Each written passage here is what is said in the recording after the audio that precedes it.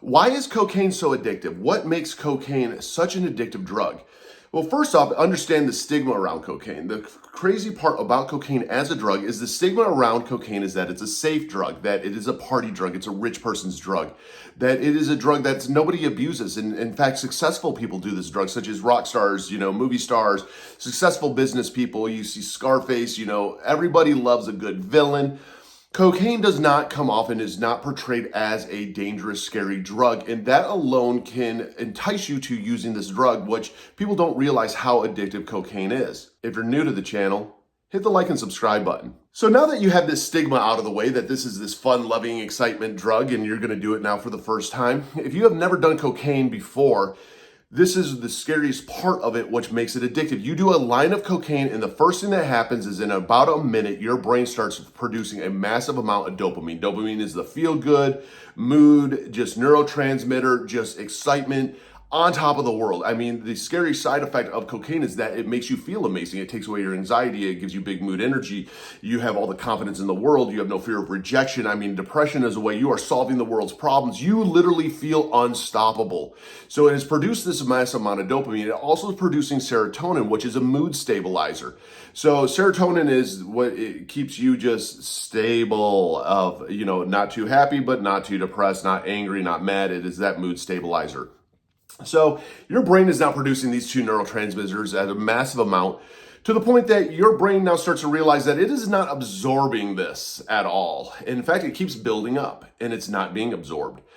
So all of a sudden your brain now is going to shut down production of dopamine, and it is a quick production shutdown. Now your brain has never experienced dopamine like this before in your life. You have never experienced a happiness, overwhelming feeling like this before in your life.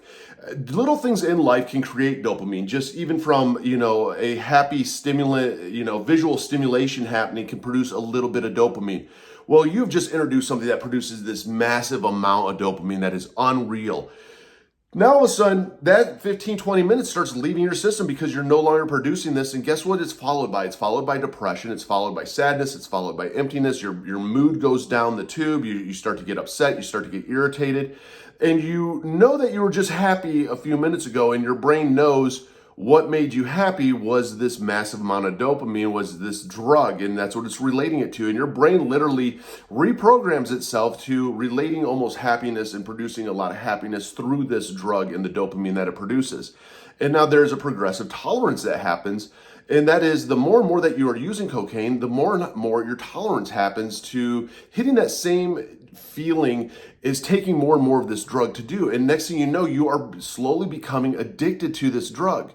And you will realize, like, people will tell me all the time, man, they will do a couple lines of cocaine and party it up for a week, and they've never done this drug before. And this drug is now on their mind for like weeks afterwards of how they felt, because your brain literally has registered in this massive amount of just overwhelming joy, in a sense, that your brain keeps going back to knowing that this chemical, this drug, can produce it again. And now you throw in the stigma that, well, it's just a party drug, it's not really harmful. People don't realize that over 30,000 people a year die from cocaine. Cocaine can rupture one of your arteries in your heart, literally, and you die. That is one of the most common ways that people will die from an OD when it comes to cocaine. And so people don't realize the dangers of this, and because you feel that this is not a dangerous drug, you feel that you can't get addicted to it. You feel that you are almost like invincible to the addiction side of it, and people don't speak up enough about it. So it puts you in a position of starting to use this drug more and more because you love the feeling, you love what it's making, how it's making you feel, it's making you come out of your shell, to the point now all of a sudden to party, you almost need this drug because you're never going to feel that woohoo big mood energy without it. And that is the scary part about it. That is what sucks you in cocaine addiction. That is one of the foundations of this addiction. I know what it's like. Cocaine was my drug of choice. I was obsessed with it. And it got to the point I was doing 1 to 2 8 balls of coke a day. And that's 3.5 grams, 7 grams of coke in a day because of how it made me feel, because of how it self-medicated. And it unfortunately gets to the point that your brain doesn't produce dopamine for anything. That's the only thing now producing it. So you're never happy, and you're trying to constantly medicate yourself to happiness. And you're now medicating for problems that you never had, that this drug actually created for you that you didn't realize. And that is the scary side about it. If you look back and you go, my God, I literally have destroyed my life over this drug, not realizing of how it roped you in.